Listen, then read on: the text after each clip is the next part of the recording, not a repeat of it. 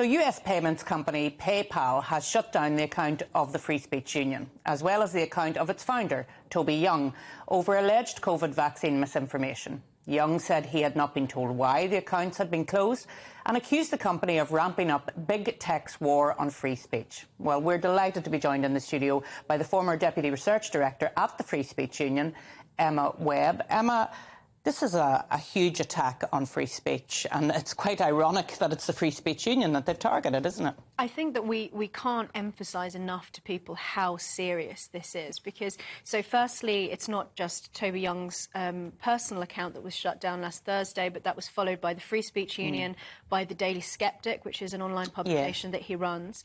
That was also followed by another campaigning group, a parental campaigning group called Us for Them, which is parents who wanted to have schools open during lockdown.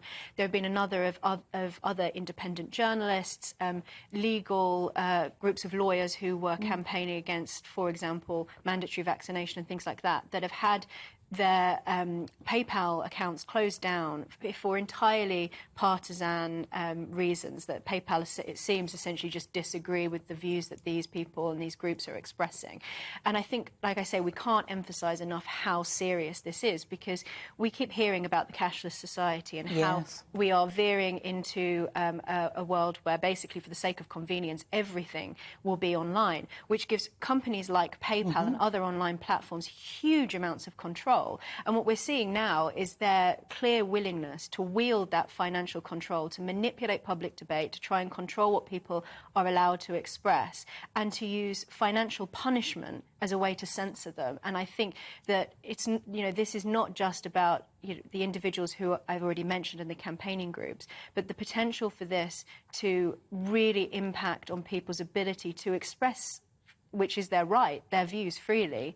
I think we really need to reconsider the cashless society and the amount of power that we're handing over to these platforms. I mean, who are PayPal? Because we talk about PayPal, but who actually are the people that take the decisions to close down accounts like this? Because that's very worrying, isn't it, Paul? I mean, this is really heavy stuff we're talking about here. I think it's Orwellian, actually. A free speech organisation being told you're not allowed to have free speech. To have free speech. Yeah. And the truth is, when it comes to the issue of lockdown, there were a whole range of views over the merits or otherwise of lockdown, and there were prominent people on either side of the debate, well-qualified people who put their case quite convincingly, I think, in some cases, in terms of, the arguments that Toby and people like him advanced. And look, you don't have to agree with them, by the way. You can challenge them, you can say they're wrong. But the idea that there should be this arbitrary decision which says, we don't like what you're saying, and therefore we're going to impinge on your right to say it, when, these big multinational online companies have huge power, can effectively cripple an organisation, can effectively stop an organisation operating effectively at all. And I just think I'd be interested in Emma's view on this. I mean, I think I don't instinctively call for legislation over these issues, but if we're going to see businesses, institutions, organisations crippled in that way, there probably has to be some legislation saying you can't just do that. You can't just have the power to stop a company functioning or an organisation functioning because it expresses a view which is, in many respects, mainstream, but because you don't happen to like it. Yeah, so it's the faceless bureaucrats just closing it down without any recourse for the likes of Toby Young or Free Speech Union, Emma. Yeah, I mean, it's another example of big tech being fundamentally unaccountable, because there was no recourse. Toby couldn't get anything from them. He tried to contact them and wasn't successful in doing that. And that's the case with big tech across the board. And I think that you're right, that this is a point that Fraser Nelson from The Spectator had made this week in The Telegraph. Very good point, that we have the government pushing for this legislation, the online safety bill, and that legislation would give more power, yet more power to these companies to silence people's opinions, possibly on the grounds of misinformation, which we know there has to be an arbiter of what misinformation is. And it's back to the legal but harmful definition. And I think that is very concerning. So rather than steaming ahead with this online safety bill, I think the government should be considering, like you say, different type of legislation that protects individuals and protects their financial circumstances from financial punishment being waged by these companies that are becoming increasingly powerful globally, because they do have the monopoly. You know, if a company had a monopoly in another kind of way, that would be of a concern to the government on anti-competition laws. Did you think, Emma, it speaks to actually a wider problem in our society, which is a lack of diversity of thought and opinion? I mean, we always preach diversity about all sorts of things, don't we? But when it comes to diversity of thought and opinion and expression, that seems to me to be being reduced. And it's almost now as if on many subjects there's an orthodoxy. There's an orthodox position.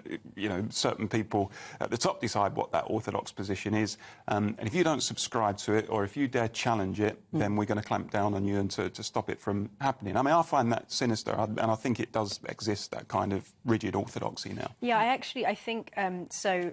Like you were saying, it's Free Speech Union. It's not even that the Free Speech Union doesn't put forward a particular view. It's Voltaire style, just defends the right of everybody else to express their views. So that, in its own way, is especially sinister. But I do think that there is a problem with the way that we're actually, in many ways, being forced to frame this by talking about things like diversity of thought, diversity of opinion, because we're using the language of quotas, of categories. And I think we have to emphasise the fact that the right to free expression is a fundamental right. It's not something that exists beside all of these other things and that can be fit into some kind of quota, that we have a certain number of people who can express this view and that view and so on. So I think that's one of the concerns, that if you were to create legislation to protect individuals, to protect diversity of thought, you would need to do it in such a way that emphasises the primacy of free speech rather than it being a kind of category among others. I see. And I mean, the truth is as well, I think, that history tells us that society only progresses when orthodoxies are challenged. I mean, some people throughout history who challenged orthodoxies were themselves, you know, they were put in prison sometimes, you know, they were killed in some cases, and later were proved to be vindicated. Their ideas were proven to be right. And a society that says, actually, you don't challenge an orthodoxy is one, I think, that goes backwards. And the truth is, if people come forward with opinions that don't have validity and that are wrong, then trash them, take them on in debate, show why they're wrong, and the rest of us are intelligent enough to look at the merits of the argument. Sunlight's the best disinfectant. Exactly. So this is back to the COVID debate, of course, as well. And you will remember that Jacinda Ardern at one point said, "Don't listen to anybody else. I am the person that's going to give you what is the truth. Everybody else is telling basically porky pies." I mean, that to me was an incredible thing to say. As you say, not allowing other people to challenge her and her saying, "Well, sorry, that's wrong and here's why it's wrong," but just saying, "Don't listen to anybody else. I am the sole person to give you the authority."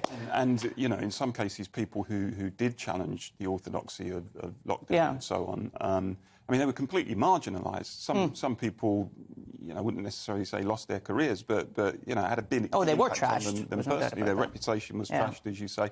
And I think that culture of fear was created, which meant that, you know, mainstream media, where you would expect dissenting voices. The whole point of having a media and comment sections in newspapers is that you expect dissenting voices, but these people were very, very few and far between. And I think that was largely as a result of the climate, the really sinister climate was created.